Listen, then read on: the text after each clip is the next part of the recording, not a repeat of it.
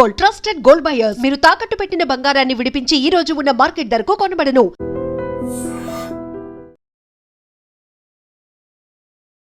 Hello views, welcome to iDream Media. కాల పారాని కూడా ఆడలేదు. ఇంకా ఇంటికి కట్టినటువంటి తోరణాలు కూడా అంతే పచ్చిగా ఉన్నాయి. కోటి ఆశలతో, సరికొత్త ఆశయాలతో మెట్టినింటి అడుగు పెట్టింది తేజశ్రీ, శ్రీకాకుళం చెందినటువంటి యువతి. సో ఎంతో లైఫ్ని హ్యాపీగా ఊహించుకుంది. కానీ వరకట్న వేధింపులకి బలై విగత జీవిగా మారింది. అసలు ఏమైంది తేజశ్రీకి? మార్చి 7వ తారీఖున అంగరంగ వైభవంగా శ్రీకాకుళం జిల్లా గార మండలానికి చెందినటువంటి తేజశ్రీ యొక్క తల్లిదండ్రులు, అదేవిధంగా శ్రీకాకుళం జిల్లా శ్రీకాకుళం మండలానికి చెందినటువంటి సోమేష్ యొక్క తల్లిదండ్రులు ఇద్దరు కూడా చాలా అంగరంగ వైభవంగా వీరి యొక్క వివాహ మహోత్సవ వేడుకల్ని ఘనంగా నిర్వహించారు. అంతా బానే ఉంది. సో అల్లుడు కూడా ఒక మంచి ఉద్యోగం, లక్షల్లో జీవితం, నా కూతురికి ఇంతకు మించి ఇంకే కావాలి, ఇంతకు మించి ఇంకో సంబంధం కూడా మంచిగా ఉండదేమో ఆలోచించుకొని ఆ తండ్రి ఆ కూతుర్ని మెట్టినింటికి పంపించాడు. ఎవరైతే సోమేష్ ఉన్నాడో, సోమేష్ కూడా విశాఖపట్నం L&T కంపెనీలో నేవల్ డాక్యార్డ్కి సంబంధించి ప్రాజెక్ట్ డిజైనర్గా వర్క్ చేస్తున్నాడు.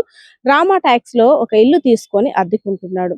సో తను ఒక రోజు ఒక వేరే యువతిని ఇంటికి తీసుకురావడంతో ఎవరైతే వైఫ్ తేజస్వి ఉందో తను నిలదీసి అడిగింది. ఈ గొడవ అంతా కూడా అటు నుండి ఇటు మార్చేసి, మీ ఫాదర్ ముందు బైక్ ఇవ్వాలి కదా, ముందు ఆ బైక్ సంగతి మాట్లాడు, తర్వాత ఈ విషయం గురించి చెప్తానంటూ తను బెదిరించాడు. సో ఇంటికి ఫోన్ చేసి, నాన్న బైక్ ఇస్తానన్నారు కదా, బైక్ గురించి గొడవ అవుతుందంటే 3 లక్షల రూపాయలు పెట్టి, నా కొడుకు నా కూతురే కదా బండి మీద తిరుగుతారని ఎవరైతే తేజశ్రీ యొక్క తల్లిదండ్రులు ఉన్నారో ఒక బైక్ని కూడా కొనిచ్చారు. అయిపోయింది. నీ బెడ బోడిగా ఉంది, నల్ల పూసలు చేయించమని మీ అమ్మ మీ నాన్నని కూడా అడుగు, తులమో 2 తులాల బంగారం కూడా అడుగు, ఎందుకంటే నేను బయటికి తీసుకువెళ్ళినప్పుడు భయంకరంగా ఉంది నీ మొహం నువ్వును అనేసని నాన్న మాటలు అన్నాడు. సరే నాన్న, మీ అల్లుడు గారు బంగారం గురించి అడుగుతున్నారంటే, సరేలే అమ్మ అదెంత మాట, బంగారమే కదా, నిన్నే ఇచ్చాను బంగారం ఇవ్వనా అంటూ కూడా నల్లపూసలు చేయించారు. సో ఇది కూడా అయిపోయింది. కొంత భూమి కావాలి అడుగు, ఇంకెన్నాళ్ళు అయింది, కట్నం కింద ఇస్తానన్న భూమి కూడా ఇంకా ఇవ్వలేదంటూ టార్చర్ స్టార్ట్ చేశాడు. సరే నాన్న, కట్నం కింద భూమి ఇస్తానన్నావు కదా, ఇవ్వలేదంటూ మళ్ళీ కూతురు నుండి తండ్రికి ఫోన్. సరేలే అమ్మ, నీకనేదే కదా, చూస్తున్నాను, రాయించేస్తాను, అది కూడా రిజిస్ట్రేషన్ చేయించేస్తానంటూ తండ్రి హామీ ఇచ్చాడు. ఇలా వారానికి రోజుకి ఒకటి కాదు, ఇలా చిన్న చిన్న తగువులు, అందులోని కొత్తగా పెళ్ళయింది కాబట్టి వధూవరుల మధ్య తగువులు రావడం సహజం. ఎవరో ఒకరు సర్దుకుపోవాలంటూ తేజశ్రీకి తన తల్లిదండ్రులు ఎంతో నచ్చ చెప్పారు. పాపం తేజశ్రీ నిజంగా అలానే నమ్మేసి తండ్రికి జరుగుతున్నదంతా చెప్పడం మానేసి, అల్లుడు గారు ఇది అడిగారు అది అడిగారు అని చెప్తుంది. కానీ తను పెట్టిన నానా చిత్రహింసలు కనీసం పెదవి దాటి తండ్రి చెవుని దగ్గరకు కూడా చేరనివ్వలేదు. సరే ఇదంతా అయిపోయింది. 1,50,000 కావాలి క్యాష్, ఎందుకంటే ఖర్చుల కోసం మీ నాన్ని అడుగు అంటూ ఫోన్ చేయించాడు. సరే 1,50,000 అయితే లేదు కానమ్మా, ఈ మధ్యనే బంగారం, డబ్బు, అదేవిధంగా భూమి అన్ని ఇచ్చాం కదా, ఒక 50,000 రూపాయలు ఇస్తాను, మిగిలిన డబ్బులు తర్వాత చూసుకుందామంటూ 50,000 రూపాయలు కూడా ఇచ్చాడు. ఇంతటితో కూడా ఆగలేదు.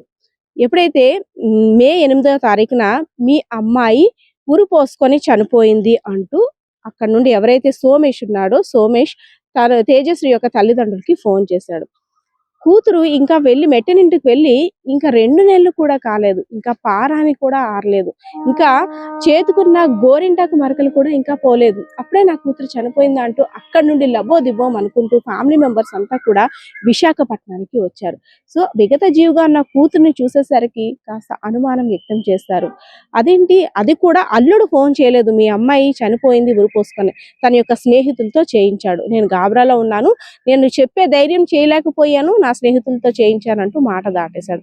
కానీ అక్కడ తమ కూతురు ఒంటి మీద ఉన్న గాయాలు, కాలికి ఉన్నటువంటి వాతలు, చిత్రహింసలు అనుభవించినటువంటి తన కూతుర్ని చూసిన తర్వాత ఆ తండ్రి మరి ఇంకా ఊరుకునేదే లేదంటూ, నా కూతురు ఆత్మహత్య చేసుకోలేదు, కావాలని హత్య చేసి ఆత్మహత్యగా చిత్రీకరించారంటూ కూడా పోలీసులకి ఫిర్యాదు చేశారు. సో ఆ తల్లిదండ్రుల యొక్క బాధ బర్ణాతీతం. ఎందుకంటే ఆ తల్లిదండ్రులకి ఒక కుమారుడు ఒక కుమార్తె అల్లారు ముద్దుగా పెంచుకున్నారు. ఒక మంచి ఉన్నత స్థానంలో ఉన్నటువంటి ఆ అల్లుడికి నా కూతుర్ని ఇచ్చినట్టయితే నా కూతురు బంగారు భవిష్యత్తులో ఉంటుందని ఊహించుకున్నారు. కానీ కలలన్నీ కూడా ఆవిరైపోయాయి. ఆ కన్న కలలన్నీ కూడా అడియాశలుగానే మిగిలిపోయాయి. డబ్బు పోయింది, బంగారం పోయింది, భూమి పోయింది, కానీ నా కూతురు మిగలలేదు. ఇవన్నీ ఇచ్చాను, నా కూతురు నీకేం తక్కువ చేసింది? నా కూతురు నాకు ఇచ్చినట్టయితే నేను పువ్వుల్లో పెట్టి చూసుకుంటాను కదా, అనవసరంగా నా కూతురుని పొట్ట పెట్టుకున్నావంటూ అక్కడ అల్లుని పట్టుకొని గుండెలు పగిలేలా ఏడుస్తుంటే ప్రతి ఒక్కరు కూడా కన్నీరు రాక ఇంకేమొస్తుంది. సో వారి కఠిన వేధింపుల కారణంగా శ్రీకాకుళం జిల్లాకి చెందినటువంటి తేజశ్రీ మృతి చెందడం అత్యంత బాధాకరమనే చెప్పుకోవాలి. సో ఈ ఘటనపై అయితే మాత్రం కుటుంబ సభ్యులు తీవ్ర ఆందోళన వ్యక్తం చేస్తున్నారు. ఎవరైతే తన అల్లుడు సోమేష్ ఉన్నాడో తనపై తగు చర్యలు తీసుకోవాలి, తన కూతురికి న్యాయం చేయండి అంటూ కూడా ప్రాధేయపడుతున్నాడు. బాలకృష్ణతో పద్మ, ఐడ్రీ మీడియా.